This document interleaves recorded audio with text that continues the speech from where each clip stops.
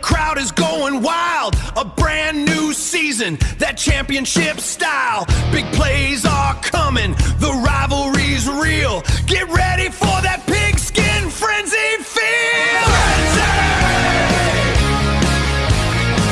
It's college football, yeah, you know the deal. This is Pigskin Frenzy. Pigskin Frenzy. Man, I've been requested a lot to talk about this team, especially a little bit more in depth, especially after last weekend. I think everybody knew, because when you're keeping up with the spring outlooks, you go by the order, right?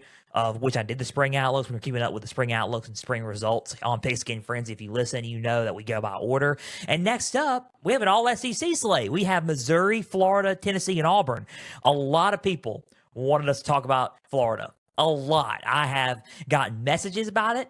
Hey, talk about Florida. We want to hear your thoughts on what happened this past weekend in their spring at the conclusion of their spring game and spring practice, and how their spring was overall.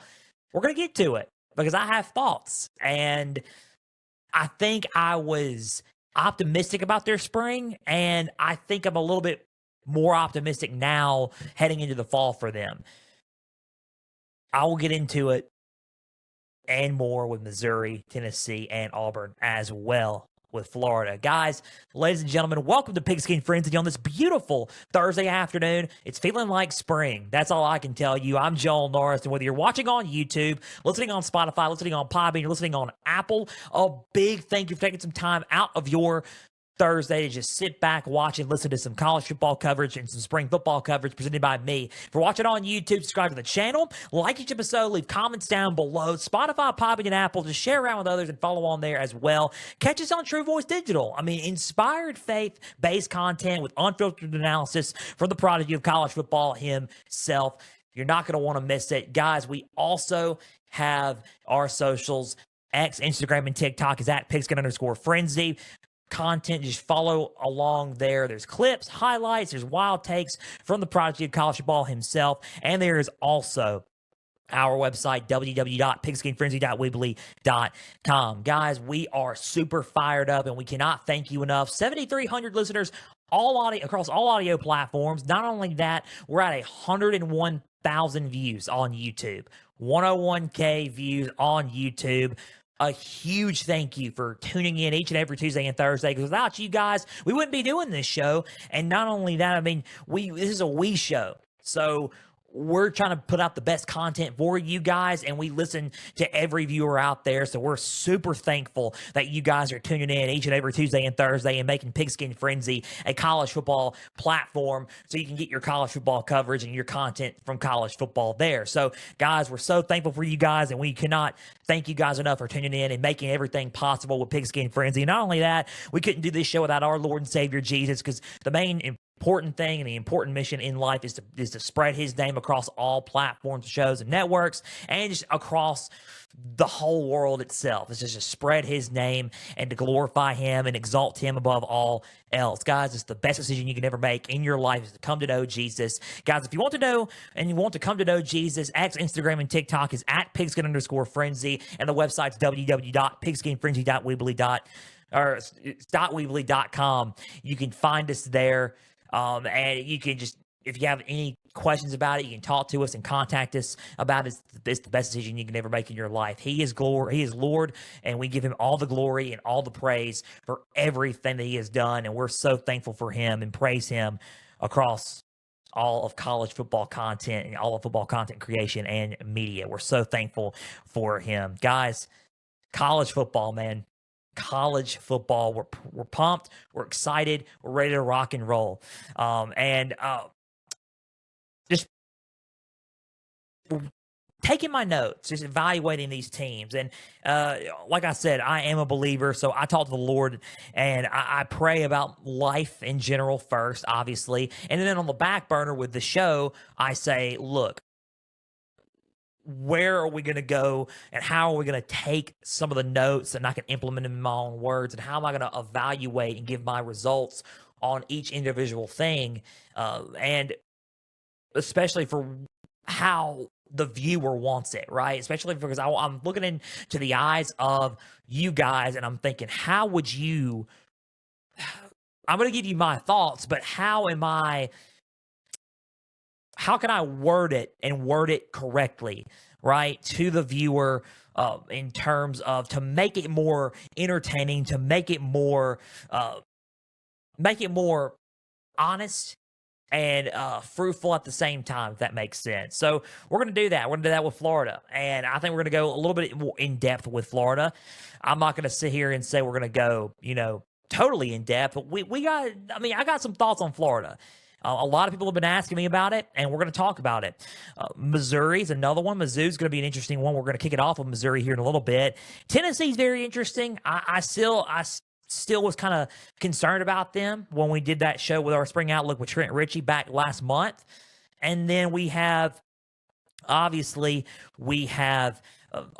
and Auburn's a unique one as well. So we're fired up, ready to rock and roll. Let's kick it off down in Columbia, Missouri. Eli Drinkwitz, they didn't have a spring game. They concluded about a few weeks ago, their spring practices a few weeks ago. They were doing construction inside Farrett Field. So we are now, just patiently waiting until they play in that stadium once again in the fall.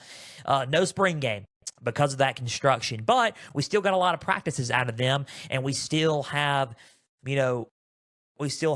questions, positives and negatives, right? So the one question that we don't have to ask ourselves is who's going to be the starting quarterback for the Mizzou Tigers in 2026. Austin Simmons has been named QB1 for 2026, at least to start out. So how he's been practicing with a little bit of a chip on his shoulder. He wants to develop. He wants to get better.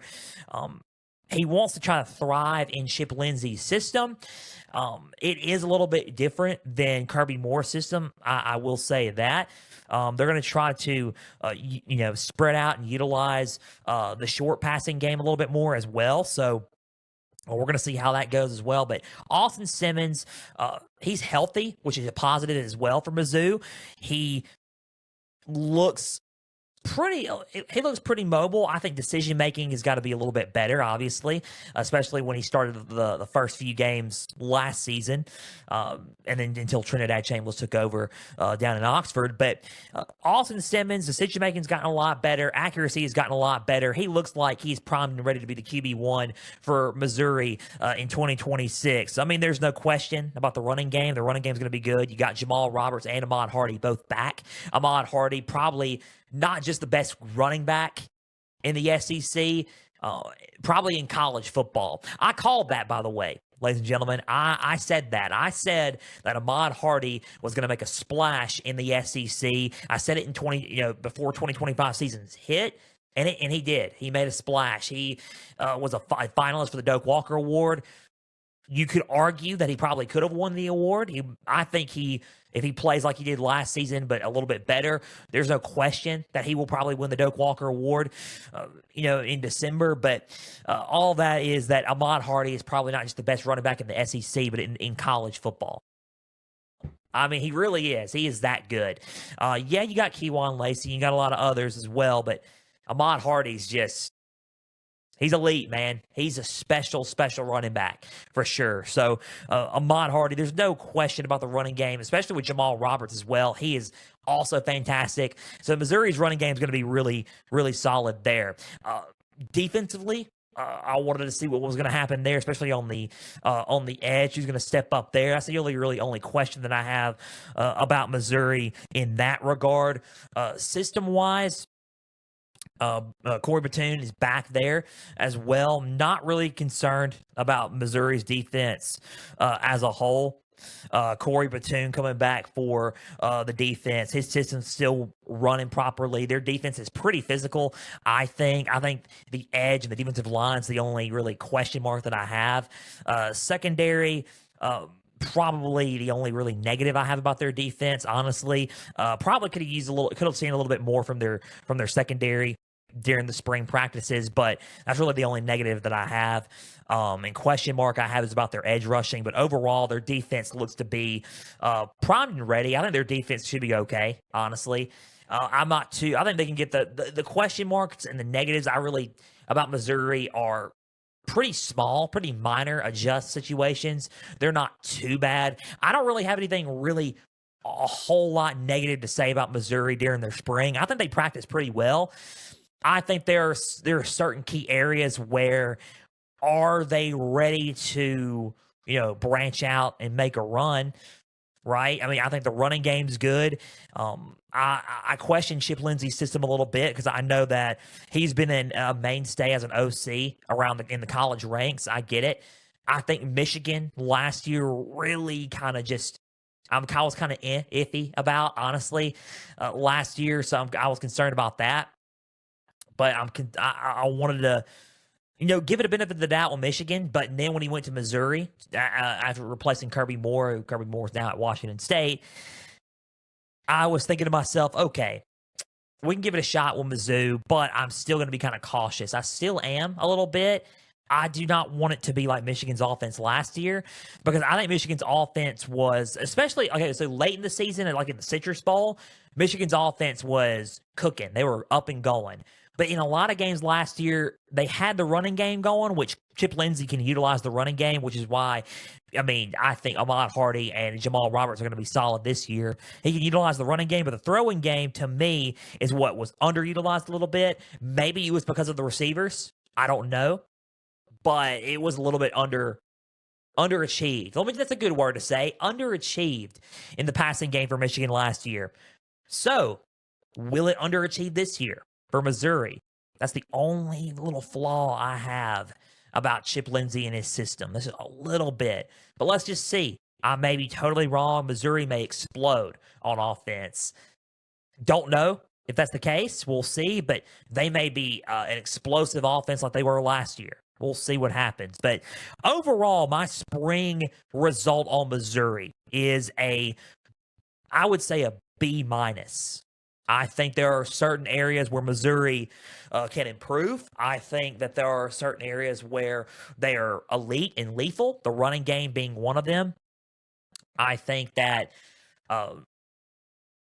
they know how to control the clock still, which is a good trait to have. They did that last year a lot. I think tempo wise and controlling the clock, they ran some of those drills in practice.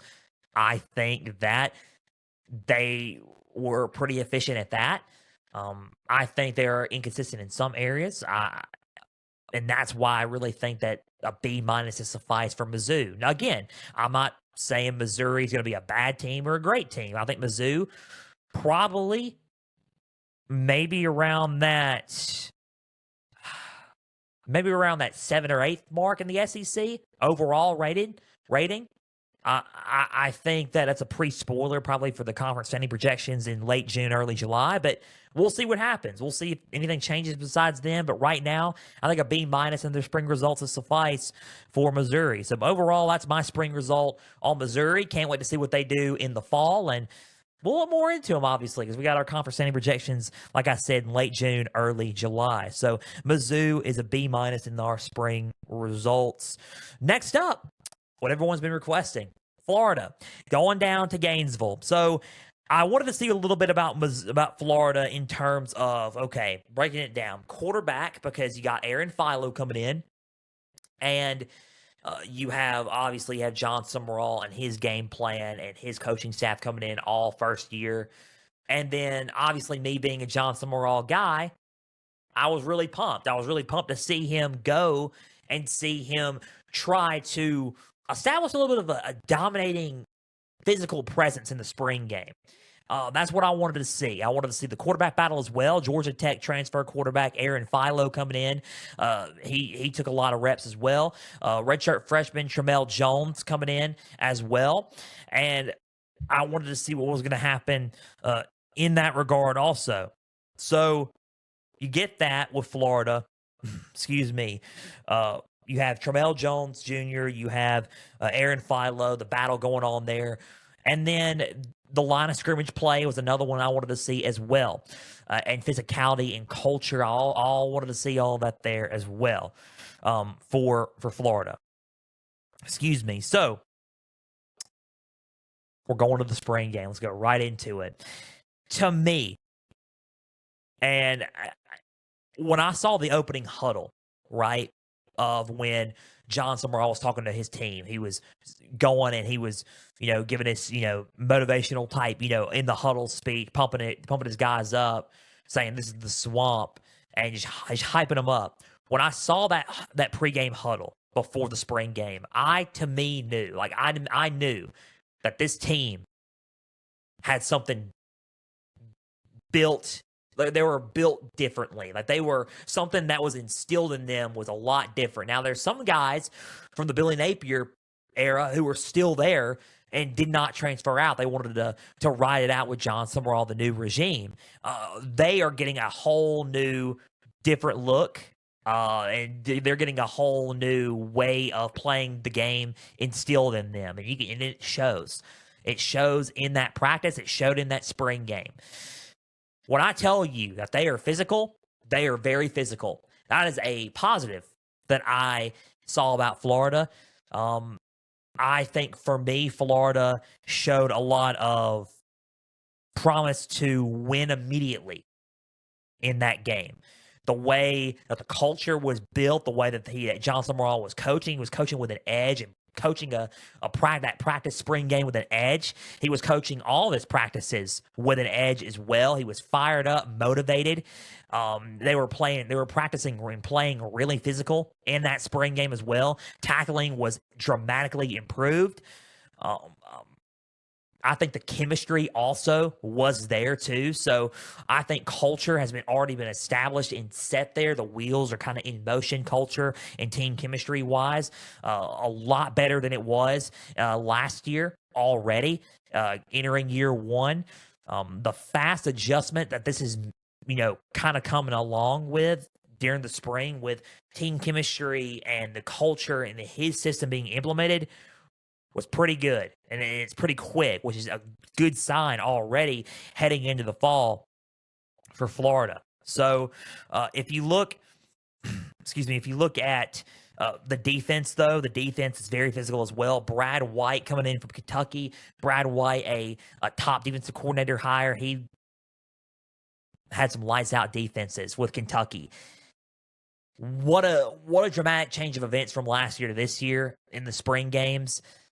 Their defense played really well. The blue team defense and the orange team defense, they both excelled very well. Brad White was coaching them very well and doing well on the defensive side of the ball. So you got that. So Brad White defensively, that's a positive there. His system is being implemented. You wanted to see how Buster Faulkner's system is being implemented on the offense. It's going to take some time.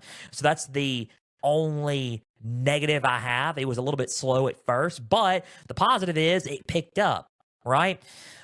And that's a really, really good thing there. So that's a negative and a positive at the same time there for Buster Faulkner. But it's going to pick up, and they're going to get adjusted to it. So I think that's the really only negative that I have right there. Another negative really is I was a little bit underwhelmed with Aaron Philo at quarterback, just a tiny bit. A little bit underwhelmed. And I saw him play at Georgia Tech when Haynes King was out, and he did well. But in the spring game in this one, it was a little bit different. I was just kind of underwhelmed. Maybe it just wasn't his day. A lot of people have bad days, right? And it probably wasn't his day, maybe. But I will say this. At the forefront, when our spring outlooks, I said that Aaron Philo was probably at the head to take the job. I will tell you that this game kind of wowed me a little bit in terms of Tramel Jones playing quarterback. Tramel Jones, as a redshirt freshman, accuracy was there. He's got a cannon for an arm. He was actually making really good decisions. He made a couple of bad decisions, yeah, but that's going to be a lot of quarterbacks. It's how you play the game. But he made a lot of good decisions as a redshirt freshman. A lot of good decisions in that game. So he's picking up Buster Faulkner's offense quickly, but still in certain areas, it's still a little bit slow going on, right? Which is fine. It's going to take some time. But Tramel Jones made some good plays and some athletic plays, some athletic throws, some good deep ball throws in that spring game. And it made me question a little bit. You might want to take him seriously in terms of who could really be QB1. Tramel Jones, he ends up continuing to practice like that. He may end up winning this job and may end up starting week 1 for Florida. So the battle is not really sewn up. It's going to bleed into fall camp, according to John Summerall. So, Aaron Philo, kind of underwhelmed, yes. Questioning on who's going to win the job now. That kind of everything kind of changed up for me after that spring game in terms of the quarterbacks between Philo and Jones. I was giving it to Philo early on, but that game really showed promise for Tramel Jones. So we'll see what happens for Florida's quarterback situation. Right now, Jones is looking really, really good for Florida. That's all I can tell you about the quarterback spot. The one thing that I liked and that we did not see last year for Billy Napier's team, already in a spring game with John Summerall, which I kind of had a feeling this was going to happen anyway because I know what type of coach that John Summerall is. The line of scrimmage was dramatically improved.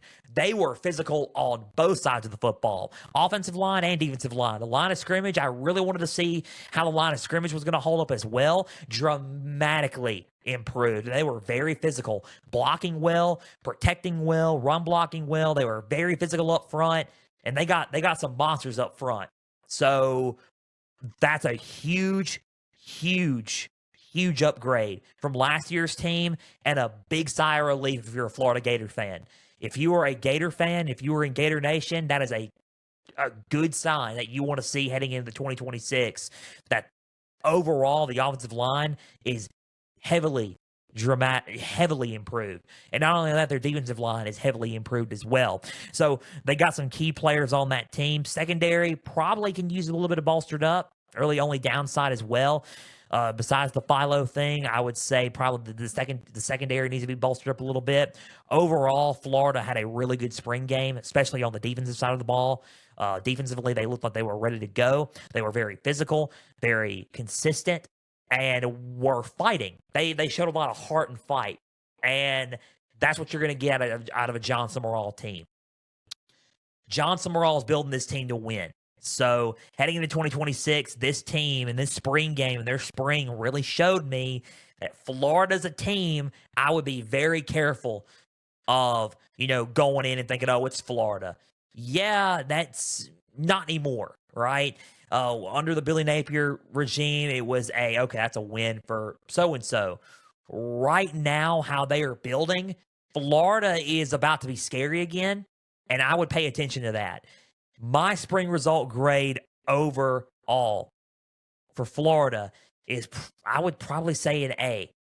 Maybe an A minus, maybe A minus teetering towards an A for Florida because Florida really had a good spring. They recruited very well. They were practiced very well. They were very physical. There's a lot of upgrades that have happened already at a quick rate. He's brought some guys in through the portal that are ready to make a difference now. Eric Singleton at the receiving core as well. The receiving core looked really good for Florida also. So John Summerall is making some good improvements at Florida right now, and he's doing some things down in Gainesville quickly. So, and he even said at the post-game presser, he said that they are built to win. Or built to win and getting built to win. And he's not a patient guy. He wants to win now and wants to win fast. And he is developing a young group of men that are winners. And that they're going to have that winner-based mindset, that winning mindset. That's a scary thought if you're on their schedule.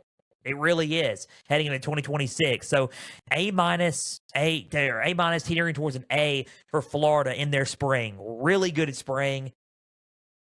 I would just take caution of what John Summerall is building at Florida. I'm just going to let you guys know now. Florida's about to become scary again. I believe that. I believe that Florida is about to become scary again. And a lot of people are now finally taking notice of that, which is a good thing.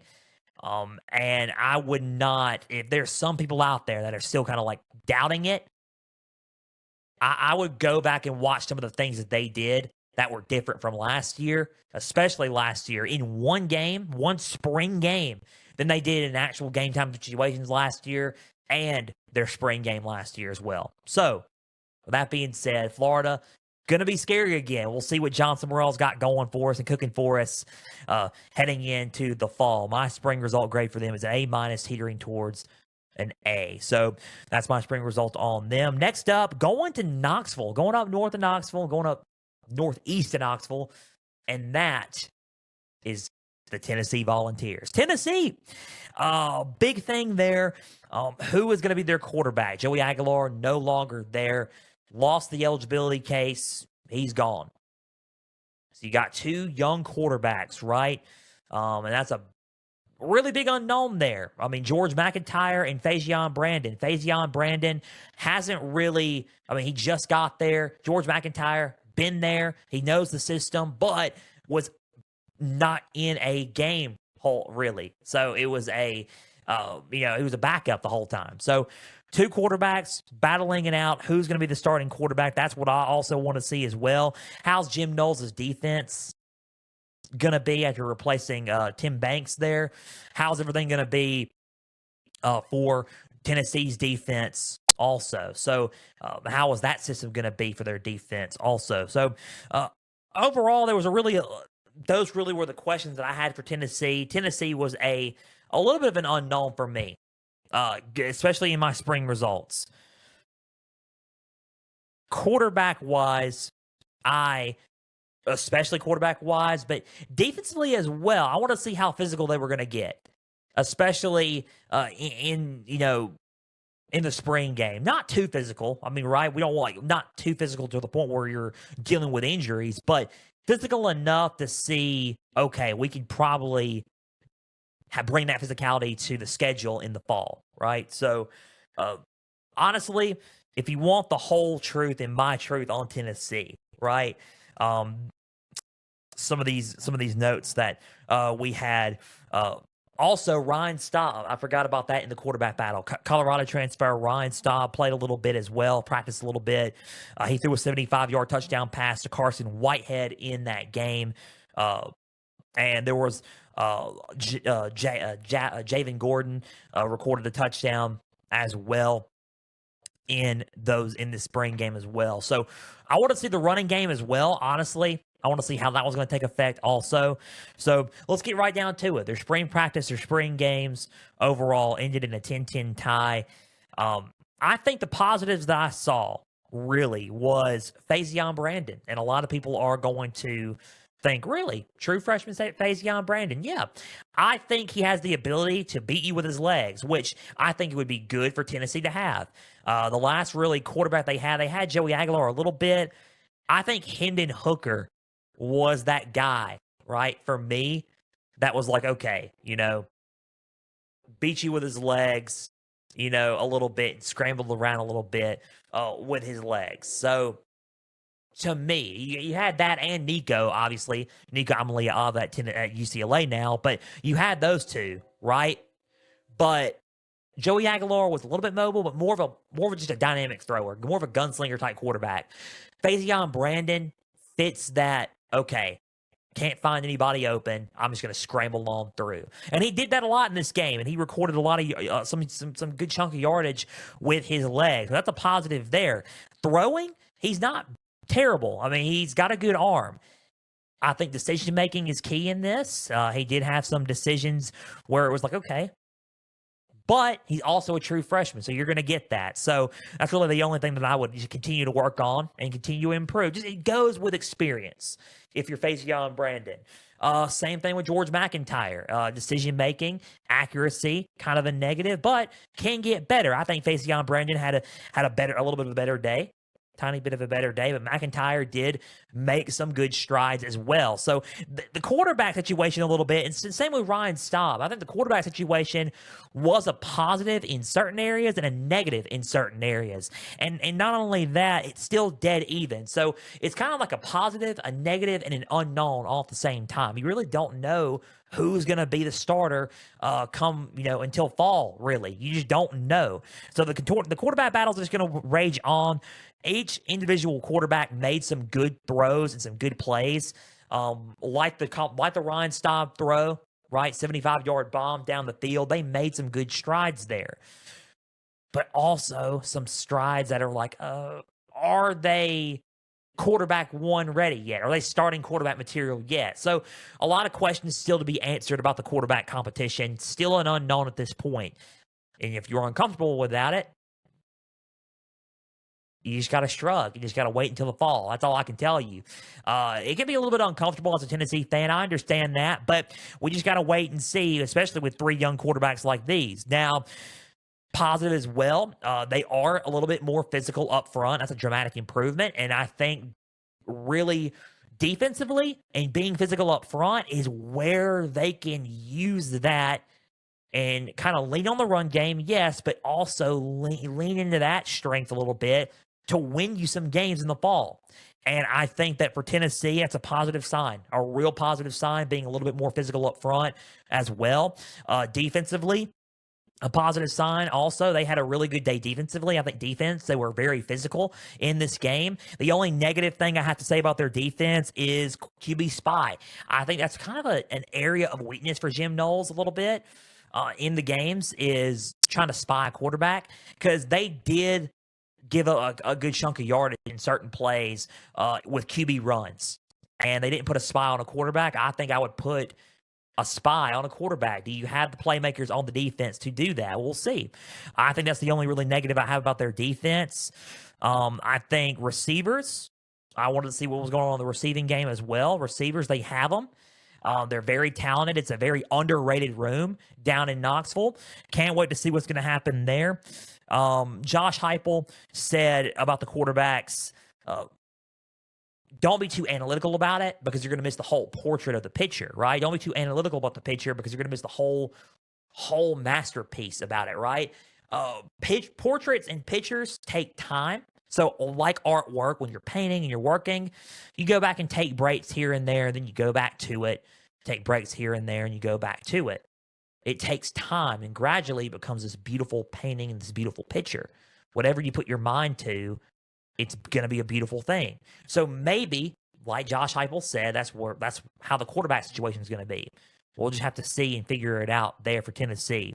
Overall, my spring result grade, if you want to get down to it, I would say a B minus, probably teetering maybe towards a C plus, B minus maybe. It's a little bit harsh on Tennessee. I'm not trying to be. I just think there are some unknowns there, especially at the quarterback spot. Especially there. I think secondary is probably their strongest point on their defense. I think they're underratedly physical, right? Which is good up front. I think the running game is solid. I think their secondary is a very strong secondary. I think quarterback-wise, it's just too much of a concern right now and too much of an unknown to me to just sit there and go, that's a team right there. I think Tennessee is in a rebuild year. And in 2027, that's the year where everyone's going to go, Tennessee, they're back in it. That's it. I don't think Tennessee's going to miss a bowl game or anything. I think Tennessee's going to win some games. I also think Tennessee is a team that's in a rebuilding phase that, okay, we will get back to it in 2027. Maybe. Who knows? They may prove me wrong, but right now, I see Tennessee as a 2027 team coming back in 2027. It's just a rebuild year this year. That's how I view Tennessee going into this year. So that's my honest thoughts on Tennessee. I think they have some good playmakers on that team. They did some good things. Josh Heupel's an amazing coach, but they're kind of in that rebuilding phase heading into 2026. And then we'll see what happens in 2027. So that's my spring result grade on Tennessee. Last but not least, before we wrap up, Auburn. And I think Auburn, to me, is going to overachieve. I really do. I think Auburn's a team that will overachieve. I've said that on the spring outlook. They're a team that I think will surprise a lot of people. And if you have them on your schedule, that's a trap game. I think it will be a trap game. I think that what they are doing and what Alex Golesh is going to do there is in line of what Auburn looked like in the past, but could look like even better in the future and more dynamic in the future. So I think Auburn, I am high on Auburn going into 2026. So their practices, I would say, some things that concern me, some things that don't concern me. And I'll give you those right now. So going into the spring practices so far, they had their spring game Saturday. The only one who's really not through with their spring is Auburn. Everybody else is on this episode. But the only thing that I have really, I'll go with the negatives first for Auburn, honestly. I do think they need to be a little bit more tough on the offensive line. A little bit, bolster up the O-line a little bit. They have a good O-line. They just got to bolster it up a little bit and be a little bit more physical up front. I think that's really the only negative that I've seen out of their practices a little bit. I think the slow starts overall on both sides of the ball are kind of because if you start sluggish in certain games, especially on their schedule going into 2026, you look at it and you're like, Auburn may not win this one. They may not pull it out. So if you start off too slow in certain areas, in certain games, you'll lose. I don't want that to bleed into the season. And I think that's really a concern that I have for Auburn, just a tiny bit. Those are some of the concerns that I have. Questions, really, that I have. Secondary, really. I think secondary is a question, but still.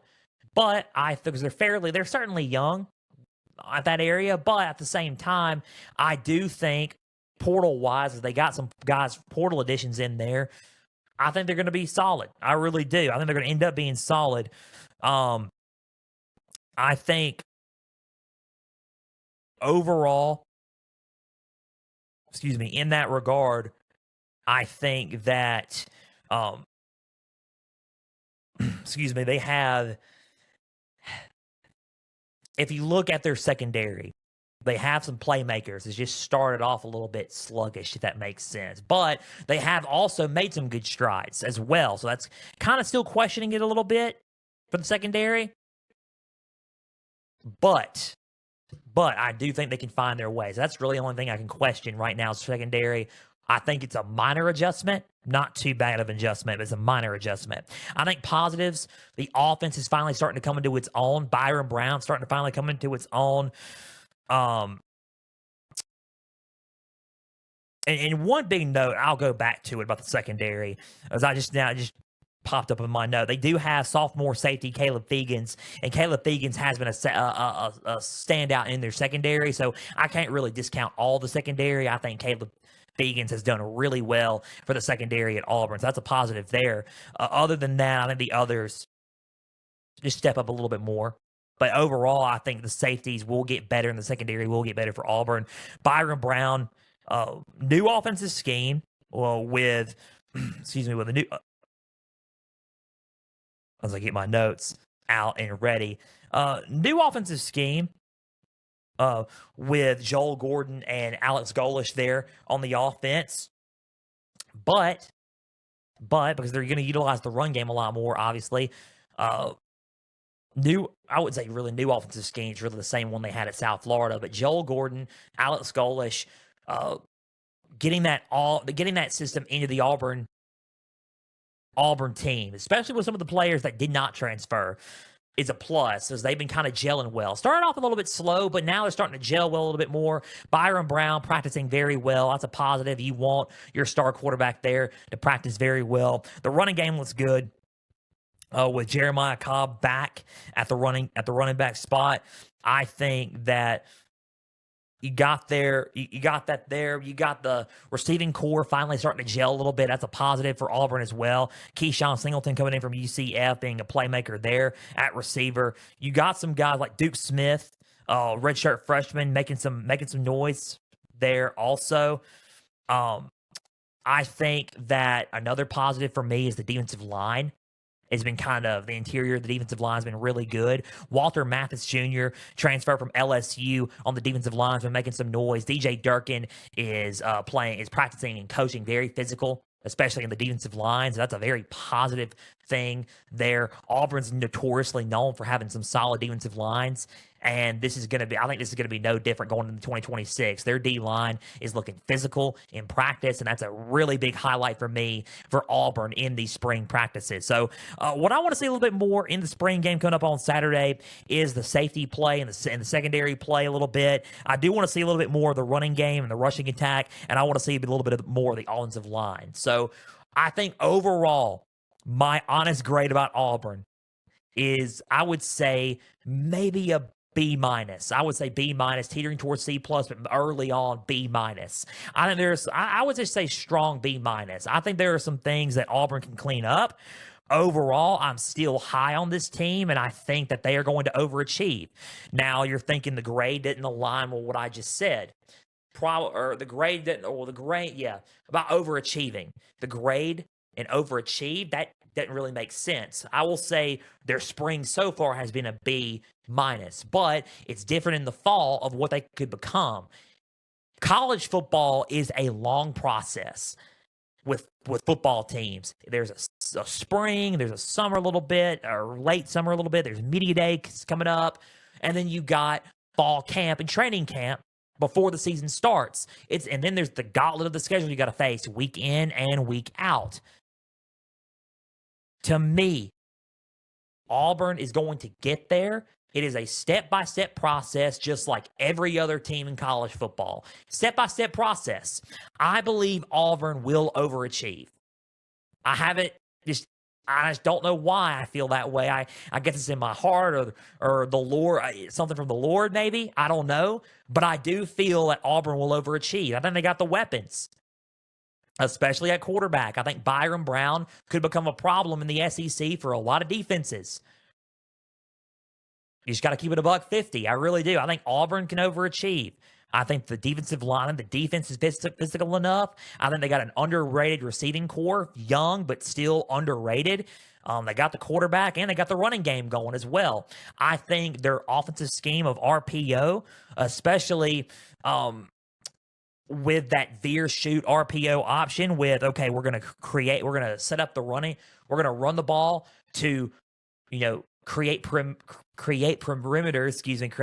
in the passing game and set up our weapons out on the outside. I think that scheme is going to work perfectly at Auburn, and it's going to bring back a little bit of that old school type of Auburn offense that y'all are used to seeing. So Auburn, to me, is going to overachieve. That's all I got to say. I think they're going to overachieve. Just you can bookmark this if you want to. Sure, you're more than welcome to do that. I think they will overachieve in 2026. That's just my honest thoughts on it. That's my spring results on Auburn. That was my spring results on Missouri, Florida, Tennessee, and Auburn. And we are out of time, guys. A big thank you for taking some time out of your Thursday to just sit back, watch, and listen to some college football coverage presented by me. For watching on YouTube, subscribe to the channel, like each episode, leave comments down below. Spotify, Podbean, and Apple. All you got to do is just share around with others and follow on there as well. X, Instagram, and TikTok is at Pigskin_Frenzy. You're going to get a lot of content and clips and highlights from me, Prodigy College Football himself, and our website is www.pigskinfrenzy.weebly.com for all things up to date for Pigskin Frenzy. Also, catch us on True Voice Digital. Guys, inspired, faith-based content like this as well. Also, unfiltered analysis from me on there as well. That is truevoicedigital.com, an exclusive home of Pigskin Frenzy on True Voice Digital, that website, Christian faith-based website, great content website there. So True Voice Digital, catch us on there as well. Guys, we're so thankful for you guys. We are so thankful that you guys tuned in on this beautiful Thursday afternoon. Guys, we're pumped, we're fired up, and we're ready to rock and roll for more spring results, especially on Tuesday, because coming up on Tuesday, we have a group of six, obviously. Our group of six spring results: South Florida, Boise State, UNLV, and North Dakota State. That is coming up on Tuesday of Pigskin Frenzy. An all group of six slate for spring results coming up on Tuesday. Guys, until then, I'm Joel Norris. We're signing off. Have a great weekend. We'll see you Tuesday for Pigskin Frenzy, an all group of six slate of Pigskin Frenzy spring results. Guys, we're praying for you all. We love you all. As always, stay the course.